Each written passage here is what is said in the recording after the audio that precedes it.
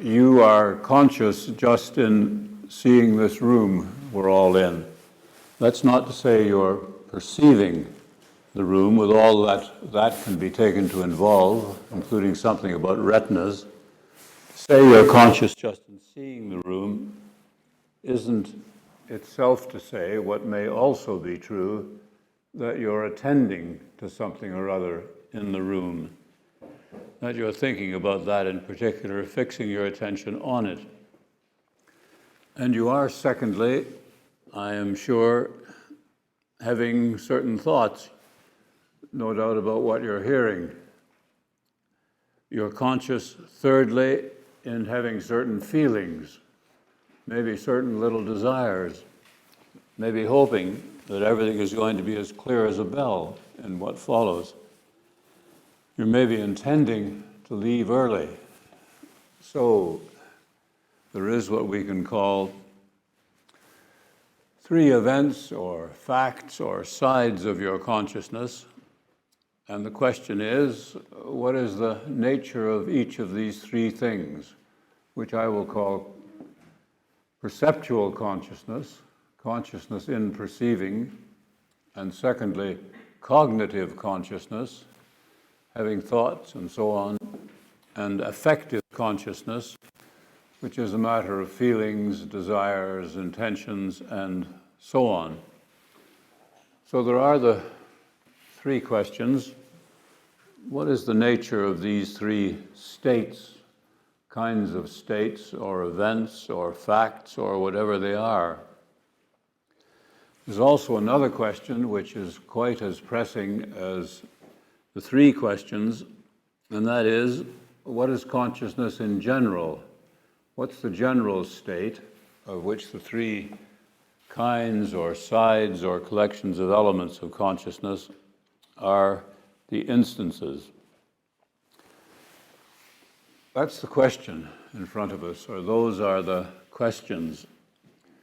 By way of one preliminary, I guess there'll be one or two more, by way of one preliminary, what we want to know is what it is to be conscious in the primary, ordinary sense. What it is to be conscious in the primary, ordinary sense. What a dictionary sometimes calls the core meaning of the word. It's that way in which we're asking the question, what is it to be perceptually conscious in the core sense? What is it to be cognitively conscious in the core sense, and so with affective consciousness? We have what Searle calls a common sense definition of consciousness. And what that is, he says, is that it consists in states of awareness that we're in, except when we're in dreamless sleep. There's one thing to be said for that common sense definition. It doesn't include the Wittgensteinian madness that we are not conscious when we're dreaming. That's what's to be said for it. But not much more is to be said for the common sense definition, since, of course, consciousness has been explained in terms of awareness. And awareness is as much in need of explication as consciousness itself. You might almost think that this attempt to explain conscious initially is circular. It's close to that, obviously. It's clearly no great gain. There is something else that's true, however. If we can't rely on a common sense definition of consciousness, each of us has a hold, what I shall call a hold, on his or her own consciousness.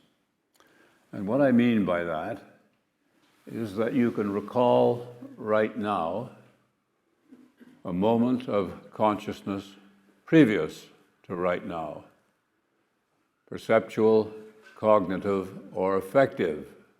You can actually think of what it was like to hear me say the word think. Now, that isn't a tremendous achievement, But more importantly, it's not a great mystery. It's not a great mystery. In the history of philosophy and psychology, there's lately been a certain amount of skepticism about what was called introspection and the terrible mistakes that were made when psychologists thought that people could introspect. I'm quite sure people made a lot of mistakes in psychological laboratories when they were asked to introspect.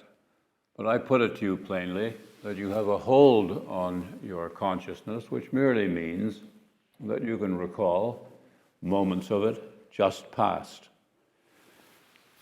Despite the fact of the commonsensical definition and the hold we have on consciousness, many of you will know that there are lesser and greater pessimisms about actually trying to say what it is to be conscious in one of the three ways, or conscious in general.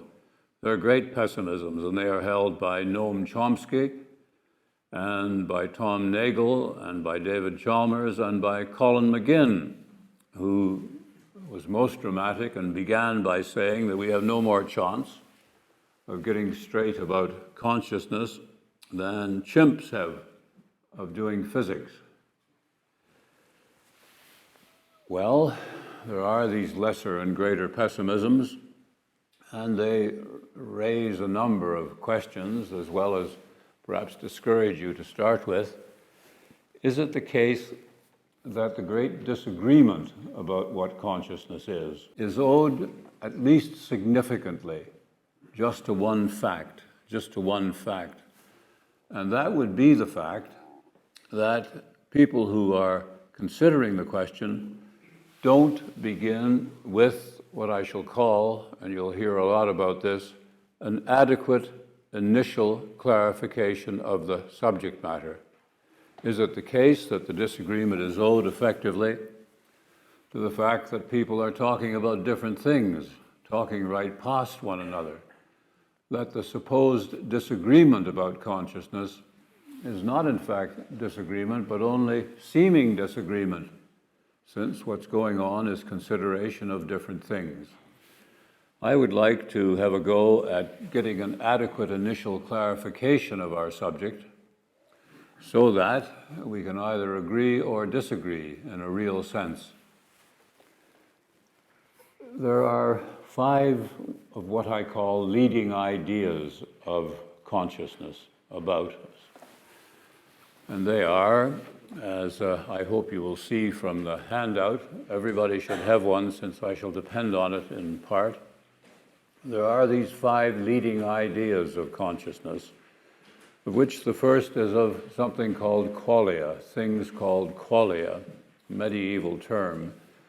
Dennett says that qualia are the ways things seem to us to be, the peculiar subjective qualities of experience. Nagel says they are features of mental states, and it seems impossible to regard them as physical, those states as physical. Ned Block says they are experiential properties of sensations and feelings and perceptions, but also wants and emotions. And then he adds, to make things difficult, that ordinary thoughts, what I called cognitive consciousness as against affective or perceptual, ordinary thoughts can have qualitative properties. Do we get an adequate initial clarification of consciousness by saying that it consists in qualia? Well, it seems to me obvious that we don't. In the first place, we've got a great bundle of obscurities there, an uncertain unanimity, indeed it's not a unanimity, an uncertain consensus about what qualia are. But there are other reasons why this attempt, if we make it, to come to an initial clarification of consciousness by way of the notion of qualia fails. The first reason is that, or the second reason is, in addition to the conflict about what they are, the second reason is that it's very widely assumed that qualia are qualities of consciousness. properties of consciousness, which is to leave out, after all, our fundamental question, which is what consciousness is, what its nature is, or conceivably, what the fundamental property of all consciousness is. But on top of that, there's another fatal reason why one can't get an adequate initial clarification of consciousness by way of qualia, and it is that almost all philosophers agree that not all consciousness has qualia in it. Qualia is a matter of things like feelings and possibly perceptual qualities. And what's left over are straight thoughts, what I would call pure cognitive consciousness.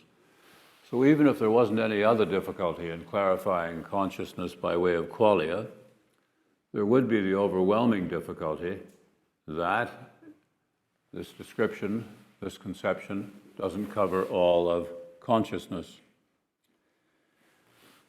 Take a second of the leading ideas, and it's owed to Tom Nagel, and what it comes to is this: for a thing to be conscious is for there to be something that it's like to be that thing. For a thing to be conscious is for it's something that it's like to be that thing. I might say that my friend Timothy Sprigg had the idea first, but clearly Nagel made a lot more of it than he did. There is a difficulty about this, to say the least. Searle remarks somewhere that there's something it's like to be a bird or a turkey or something like that, but there's nothing it's like to be a shingle on a roof. And he isn't prompted to think what he might have thought at that moment, but what it is to talk about a way that it's like to be a thing really does boil down to the thought that being conscious is such that there's a way that it's like for that thing to be conscious, in which case this supposed initial clarification of consciousness is fatally circular. A third leading idea, or ideas rather, is subjectivity. Subjectivity in the traditional or most familiar sense, where it's something about a self or a subject, And here again, there is obvious circularity, and indeed more obvious circularity. If consciousness is defined as something possessed or had by a self or subject, it is in effect being defined as something being had by a conscious thing, And we need to do better than that. We certainly need to do better than that. The fourth leading idea that I have in mind is the idea of which all students of philosophy learn in certainly the first term of their second year, and that is the idea of intentionality. Owed originally to Brentano, the 19th century psychologist and philosopher, and an idea that has its most outstanding contemporary defender in last week's lecturer, Tim Crane. And we have the idea that you might think that an adequate initial clarification of consciousness is of something that has the property of intentionality. It's also commonly called the property of aboutness, Now, it's clear enough that words and images, spoken words, written words, images, pictures, have this property of intentionality or aboutness. But it is generally accepted in this case that there's another part of consciousness that lacks the property of intentionality or aboutness if it is made clear by attaching it to a relationship between words or images and things. Aches aren't about anything in that sense, whatever conclusions you may draw from having one. And it's commonly said, a totally undirected depression, a totally unattached mood, God knows I have them, are not about anything in particular. Their very nature is that they lack this property. So we can't get from intentionality an adequate initial clarification of consciousness. This one is obviously incomplete. It doesn't cover all of the subject matter. Finally, there's something called phenomenality.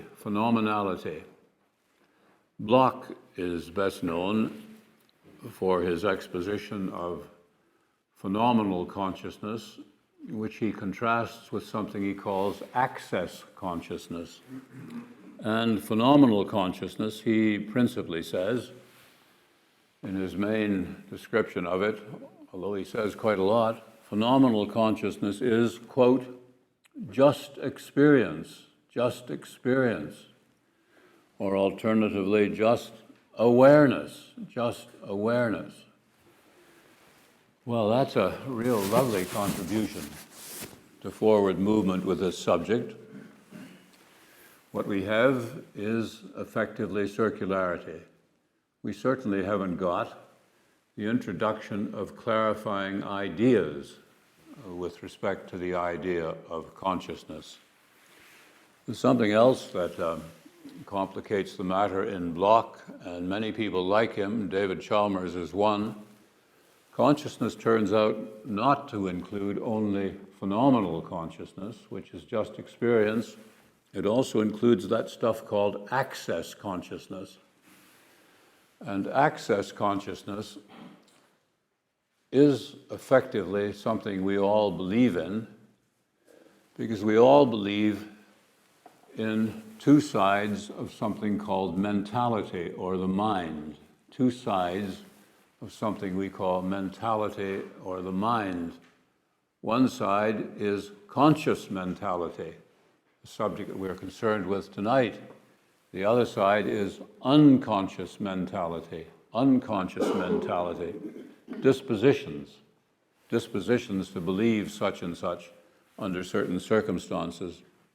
You have here, I just remark in passing, a first instance, which is as good as a small proof, that with respect to inquiry into consciousness, people talk about different things.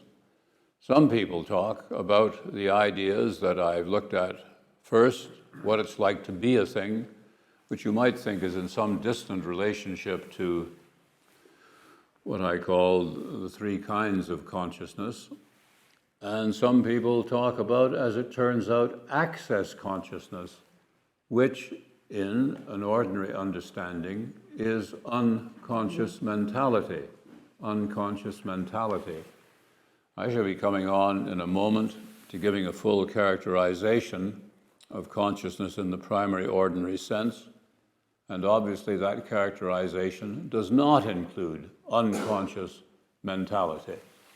Just to make sure we're all talking about the same thing, I give you a fact of your unconscious mentality right now at this moment.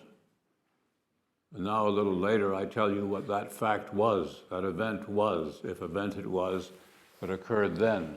It was the event of your knowing your name. That is a fact of unconscious mentality. And it's not, needless to say, what we're concerned with. Okay, we can't get an adequate initial clarification of consciousness from the five leading ideas for the various reasons. Let me now start on the more positive part of what I've got to say, and maybe it's a good idea for philosophers like other people to begin with a little confession, or at least a little personal recollection. It's good for the soul, some of us say, supposing we've got them. It may anyway make what I'm going on to say less mysterious if I give you an autobiographical bit. Me sitting at a table in Hampstead some years ago, and saying to myself, stop reading all this madly conflicting stuff about consciousness, the 5 leading ideas and a whole host of theories that I'll be mentioning later. You're conscious. You're actually conscious, and you've got what I was even then tempted to call a hold on it. This stuff isn't quantum theory, let alone moral and political truth and all its problems. So just answer the question of what your consciousness now consists in. You've got a hold on it.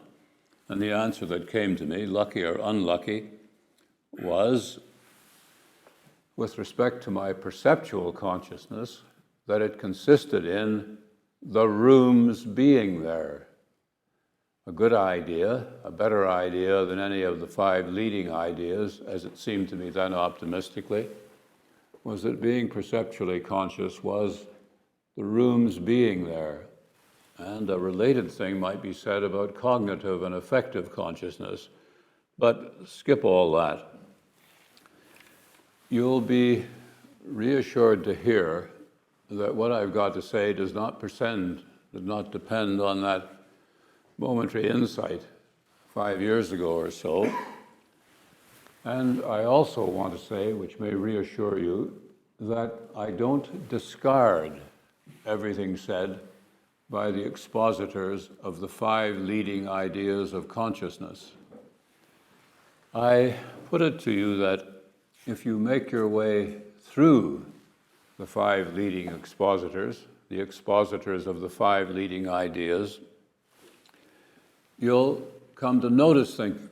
If you're on the lookout, you will notice that they seem to be speaking of consciousness in the primary ordinary sense, and they say a pile of at least concordant things about it, about what this state of mind, this state or fact or event is. And you'll find the things they say on the handout. What they say, which I'll read out to you, is that what it is to be conscious now in the primary ordinary sense, in any of the 3 ways, is the having of something, the having of something. And for each of the locutions that I'm going to read out to you, there is a book to be cited, the having of something. The best book on what it is to be physical, at least the best old book on what it is to be physical, says that consciousness is having something. And the same is true of all the pile of things that I'm now going to draw to your attention and which are on the handout. What it is to be conscious in the primary ordinary is said, in the primary ordinary sense, is said to be something's being held or possessed or owned. It's your seeing, thinking, wanting in the ordinary active sense of those verbs. It's the experience in the sense of the experiencing of something, the experiencing of something. It's something's being in contact, met with, encountered, or undergone. It's awareness of something, with stress put on the awareness. It's something being immediately or directly in touch. It's something being apparent. It's something not deduced or inferred or posited or constructed or otherwise got from something else. It's something somehow existing. It's something's being for something else. It's something being to something.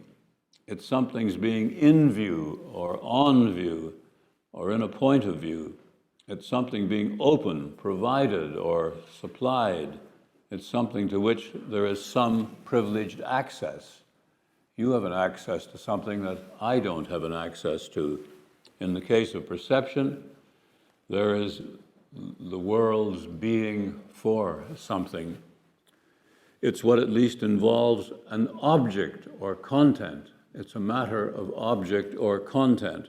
It's an object or contents coming to us straight off. I haven't made any of this stuff up. I've got that last usage. Consciousness is something's being straight off to you from Tim Crane, and so with all the rest. Consciousness, to go on, is something's being given. It's something's being given. And hence, it's something existing and known, something being present, something being presented. It's something being shown or revealed or manifest. It's something's being transparent in the sense of being unconveyed by anything else. A lot of attention is paid by philosophers of mind to the notion of transparency, but the one I have in mind is this one. Consciousness is something being transparent in the sense of being unconveyed by anything else. You don't see a medium between you and something else. It's something clear straight off. It's something's being open. It's something's being close. It's an occurrent event. It's not a disposition to such events. It's something real. It's something being vividly naked. That's Colin McGinn, by the way. With respect to consciousness, what happens is that something is vividly naked. It's something being right there. That, as I said, is Tim Crane. And finally, in the case of perception, Crane again, by the way, consciousness consists in the openness of a world. His terms, not mine. Now, I want to say to you that all that stuff is data. It is data. It is indeed what you might call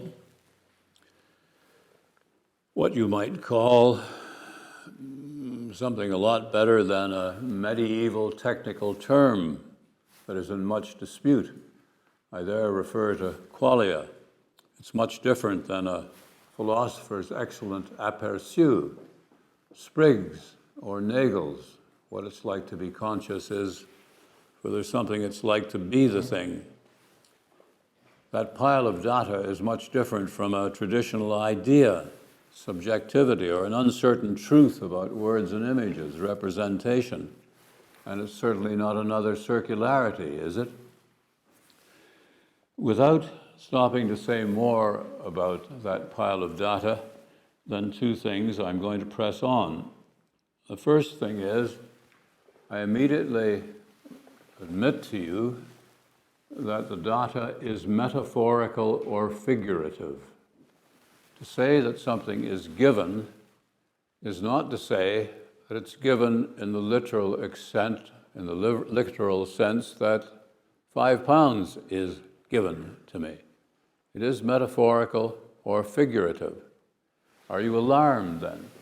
Well, if you're alarmed, you're unaware of the whole history of science, which, when written about, is typically written about in terms of progress from the metaphorical or figurative to the literal, from the metaphorical or figurative to literal theory. That we begin with the figurative is no reason for thinking that we can't get to an adequate theory of the nature of consciousness. Let me introduce another thing which I allow to be metaphorical or figurative, and that is a kind of summary or a boiling down or a label. I'm not quite sure what to say here.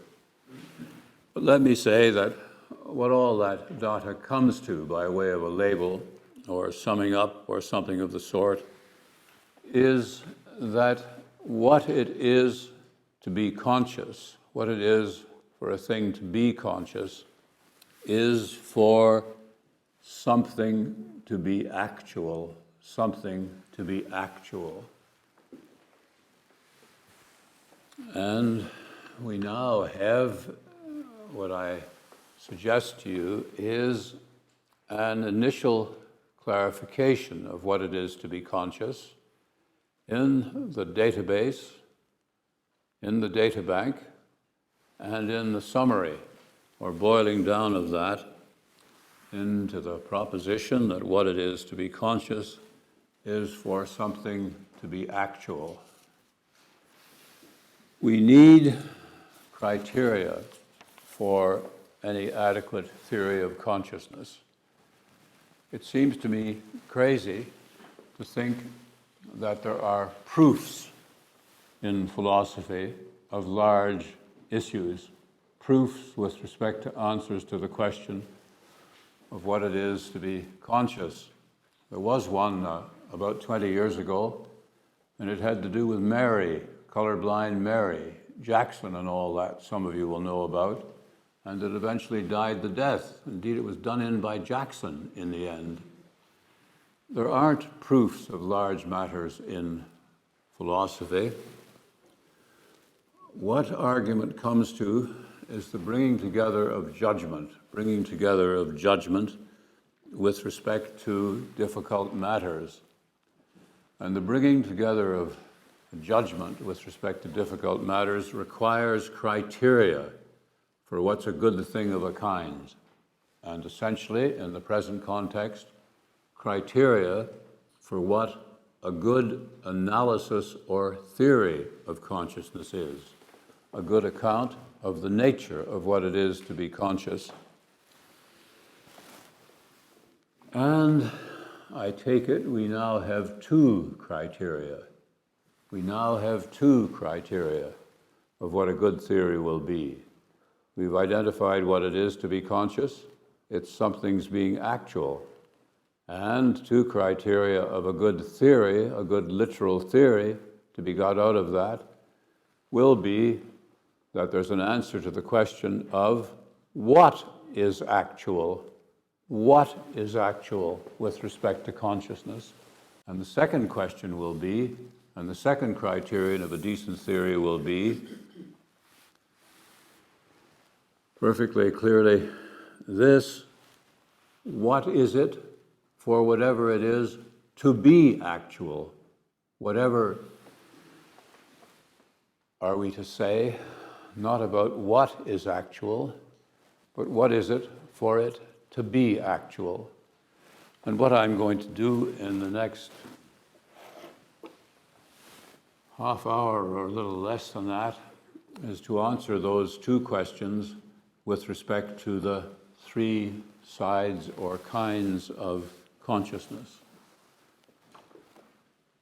Have we really been going for half an hour?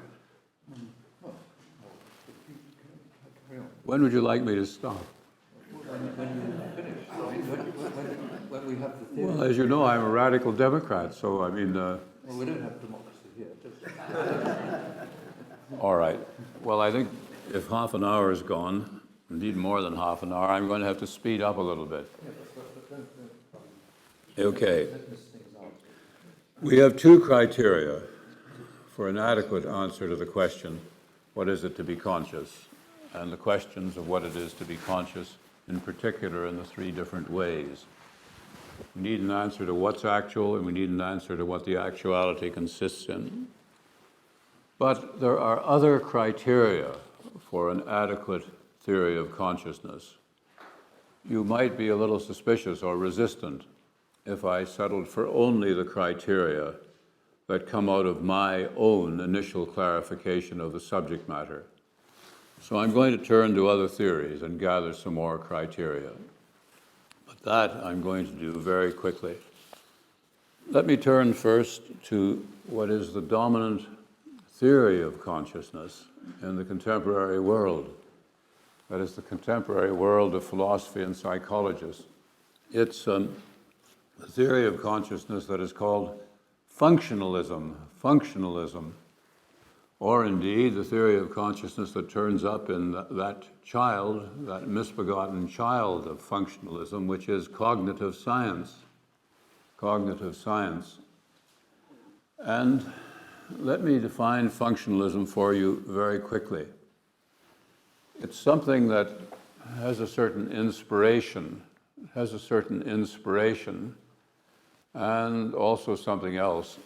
The inspiration is, of course, the clear truth that we explain what something is often by saying what it does. We explain what something is, a carburetor, for example, by saying what it does, what its effects are, and also what its causes are. And that leads to functionalism's central proposition that what it is to be conscious is to be in a state that has certain causes and certain effects. And it really is concerned fundamentally with a rather good idea that what it is to be fearful is to be in a state that's the effect of a previous conscious state, seeing the bloody lion, and it's what has certain effects. running away. That really, in a crystal, is functionalism. It seems to me that a good theory of consciousness will pay attention to that somewhere, but there's an immediate difficulty when you add in something else that is part of functionalism, which I should have begun by calling abstract functionalism. All contemporary functionalism in cognitive science is abstract functionalism. And the second source of this doctrine is the idea that you and I can both be, say, fearful, and your brain can be in a different state from mine. You and I can both be fearful, and your brain can be in a different state from mine. A chimp can be hopeful, and clearly its brain is in a different state from yours or mine when we're hopeful. And so the state of being fearful is not identical with any brain state. That's the quick conclusion that is drawn. And it's said that being fearful, or being conscious generally, is an abstract sort of thing. That's Bloch and many other people. This theory of consciousness is to the effect that consciousness is an abstract sort of thing. And that means, it seems, necessarily, it's non-physical. It's non-physical. It's not the brain state. It's something related to the brain state. And of course, there's a lot of chatter about how it's realized in the brain state or how it supervenes on the brain state. But what it precisely is not identical with the brain state. It's abstract. It's non-physical. In which case, I almost swore there, which my wife wouldn't like since she's in the audience. In which case, how can my desires, being non-physical, result in the physical event, which is the movement of my arm? It's a real trick, that. And I want to say to you quickly that this account of consciousness is nonsense. It is as bad, to be quick, as traditional dualism, which distinguishes between mind and body and makes mind non-physical. And no one has ever been able to explain how traditional dualism escapes the total embarrassment that it makes consciousness incapable of explaining what it does. Arm movements, sinkings of ships, all that stuff in the real world. I hasten to put aside functionalism and to get two additional criteria from it for any good account of consciousness. Any good account of consciousness will make consciousness real, certainly real in the sense of being causal with respect to physical events. The second thing can be said for abstract functionalism and also for the dualism which preceded it, which is that it makes consciousness different. It's got to be the case that consciousness is different. Certainly dualism and also abstract functionalism make consciousness different, but they do that at the fatal cost of making it ineffective, making it unreal. Let me now press on at some speed. And I want to approach the matter. I won't look at alternative theories of consciousness, which I was going to do in addition to abstract functionalism and dualism. Let me press on with a quick account of the physical world. The physical world. All those theories, abstract functionalism, dualism, and a pile of theories which I haven't mentioned, have to do with the physical. They say the consciousness is somehow physical, or they say it isn't. None of them really boils down in a literal, single-minded way to say what it is for something to be physical. And I propose to do that very quickly. And you'll need the handout, and you'll find an account there in a table. There's a table in there, I hope. Is there a table? It's on the back side of the handout. And if you look at the left-hand column, you'll find a column which is headed Objective Physical World. And I'm about to tell you, rather briskly, what the objective physical world is. It's what has those many characteristics.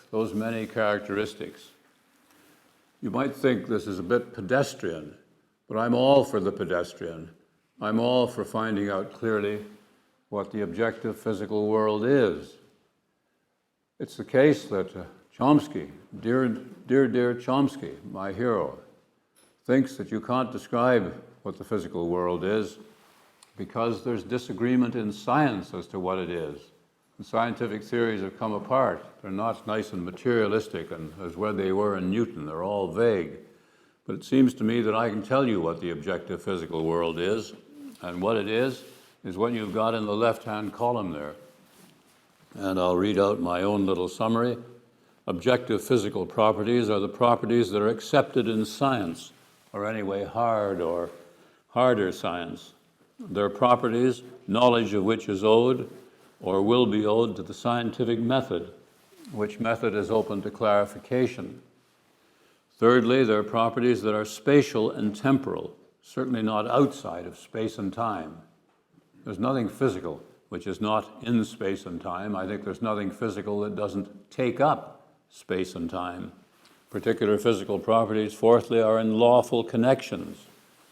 Lawful connections being those that are most familiarly causal connections.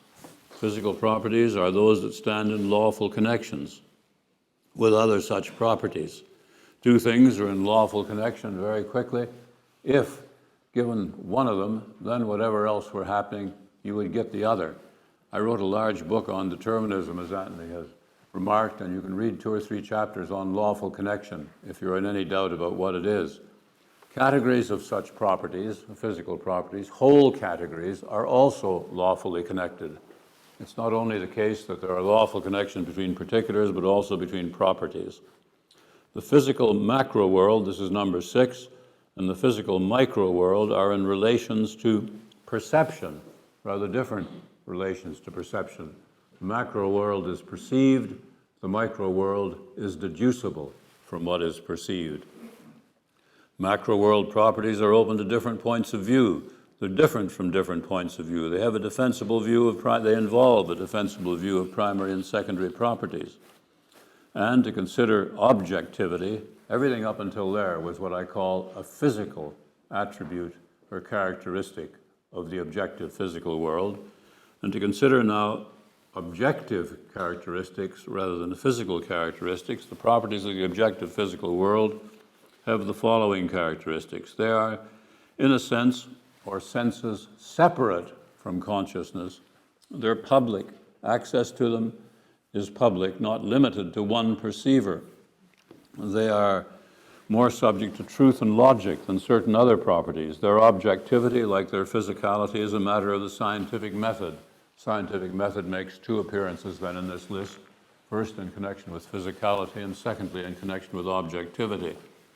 Number 15, these properties of the objective physical world include no self or unity or entity, inner entity, no fact of subjectivity that is inconsistent with the above properties of the objective physical world. And number 16, it's worth putting in. There's hesitation about whether objective physicality includes consciousness.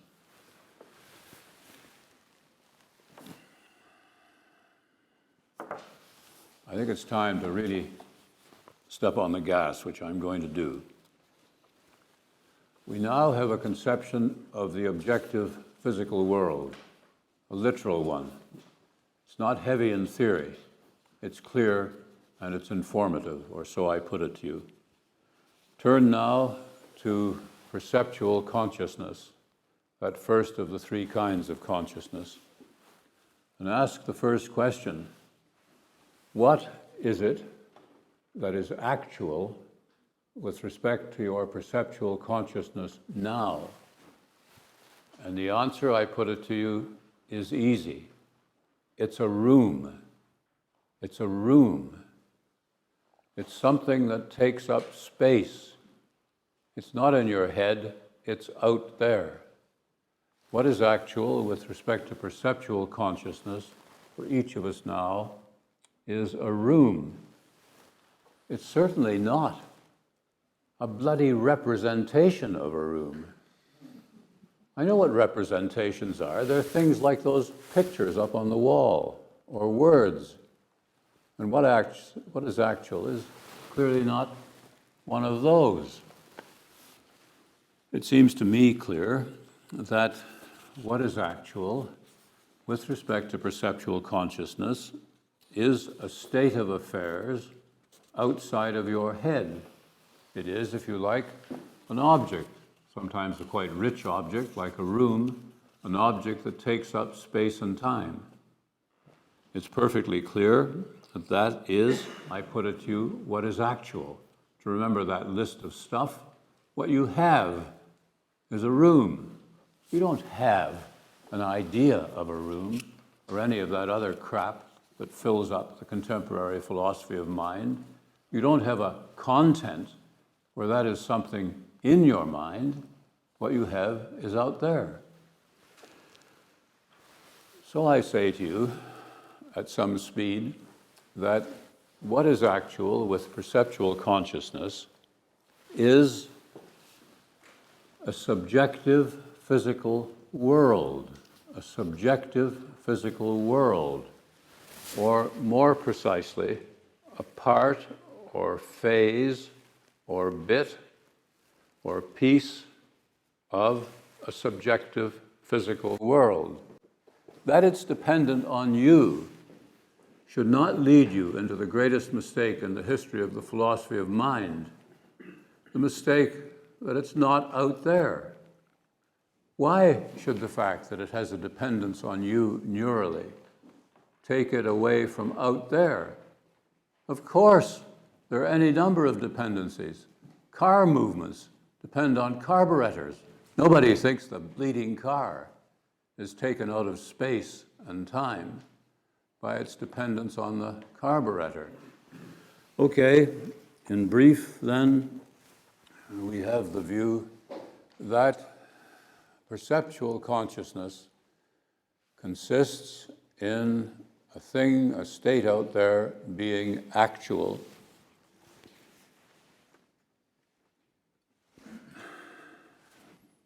We have a second question. What is it for what's out there to be actual? And I here refer you back to the handy handout. Subjective physical worlds, the second column. What does their physicality consist in? The top part of the column.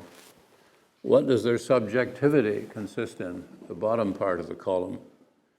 And you'll see that what you get are partial counterparts of the characteristics of the objective physical world in the first column. The subjective physical world is, or a subjective physical world, a part of a subjective physical world, is like the objective physical world, anything in the objective physical world, in the inventory of science. Nobody thinks that what you perceive, and indeed the state of affairs of your perceiving it, is not within science. Of course it's within science. Who thinks otherwise? It's within the inventory of science, and it's within the method of science.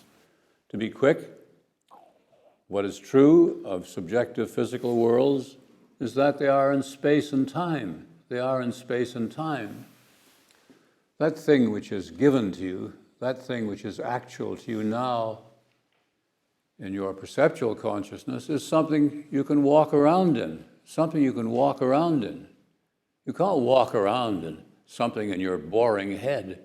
You can't walk around in a representation.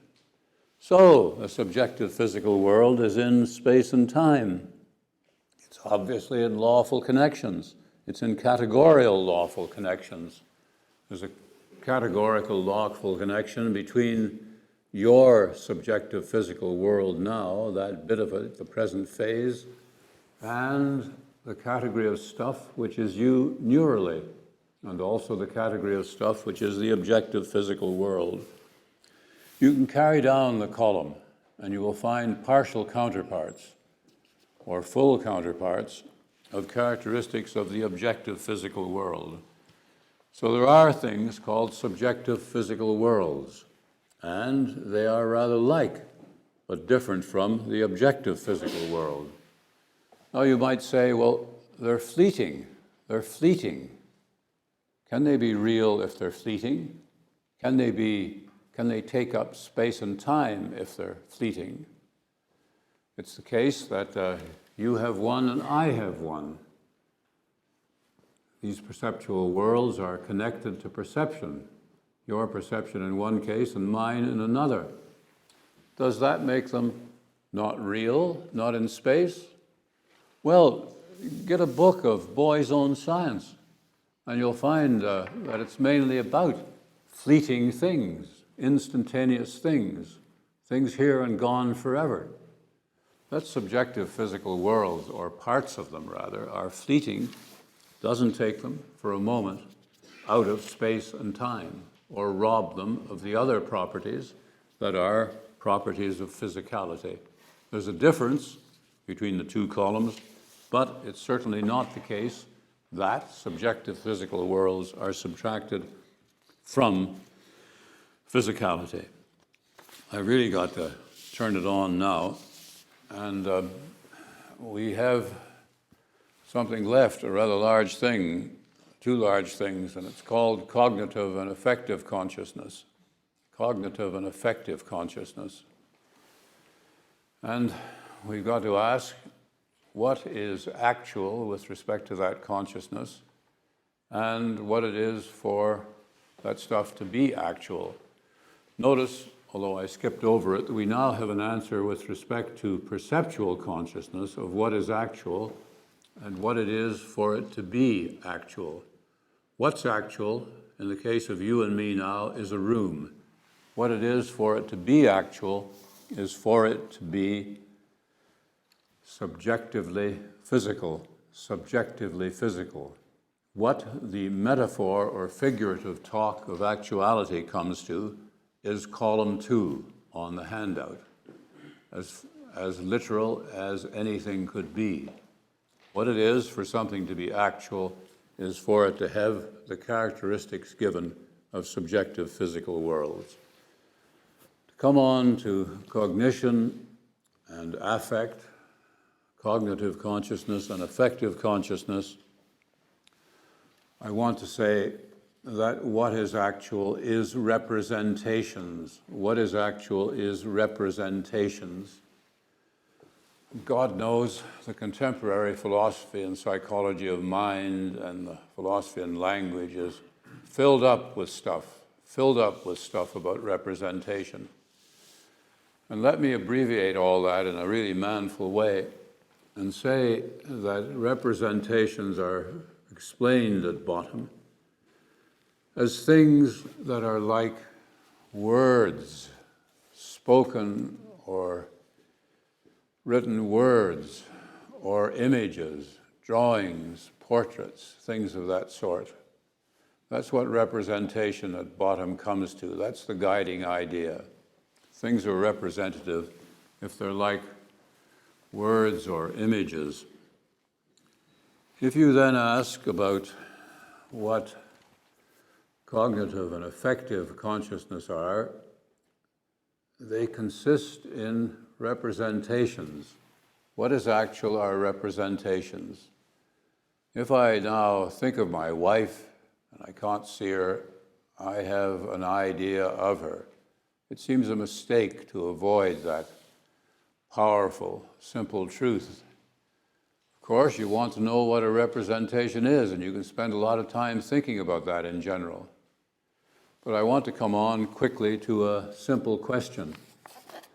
If you describe representations as being akin to words or images, and then you turn to conscious representations, and all you say is that the conscious representations are like words or images.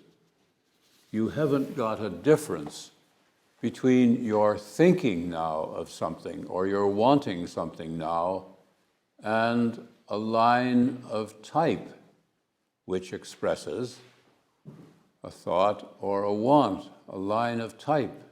What's the difference between, so to speak, the representations that are the matter of cognitive and affective consciousness and the representations that are words or images, lines of type? And I put it to you, but the difference is that conscious representations are actual. They are, that is, to speak literally, subjective physical things.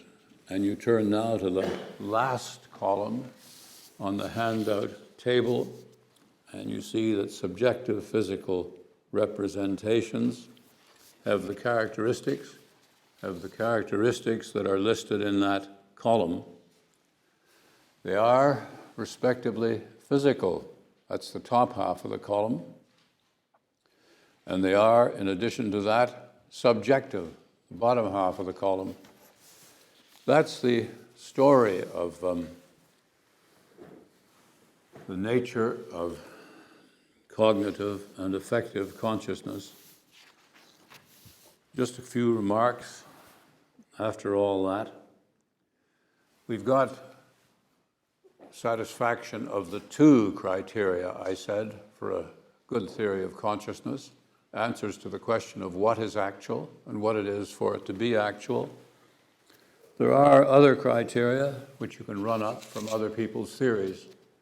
You'll remember that two of them were consciousness has to be real. It has to be real because it's causal, and it has to be different.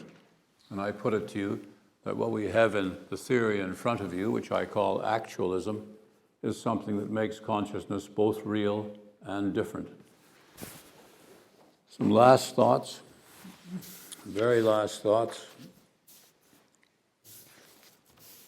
Maybe I'll just stop there and not have them. No, I won't. I'll put them in. A good theory should be fertile or pregnant. A good theory should be fertile or pregnant. And I put it to you that this one is. It's fertile or pregnant in the possible way. It's got lots of questions within it that need answering. They even need answering in a long book, let alone this quick lecture. This isn't I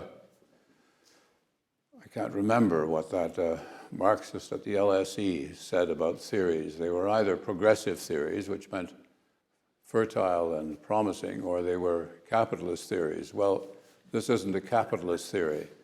It's very promising. And the very last thing, it's got spin-offs. There's been a rise in something called naive realism, which Freddie Ayer thought he dished about 40 years ago or 50 years ago. There's been a rise in something called naive realism. What's true of perception, these sensible people say. Indeed, the current professor of philosophy in University College London. It's not the case that perception consists in private entities, those bloody sense data and all that. What you have as a concept of perception is naive realism.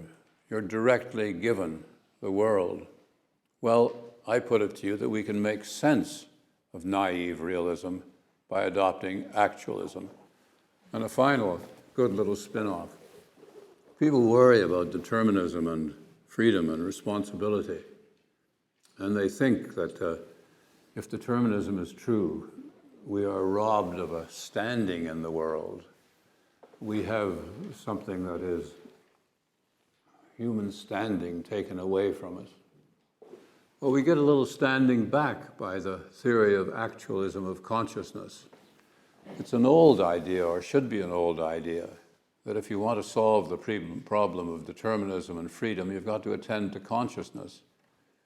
you get some standing from the theory of actualism, because something out there, a world, a subjective physical world, the world you live in, has a dependence on you. It has a dependence on the objective physical world, but it also has a dependency on you. You are something you're worth thinking about. Many thanks.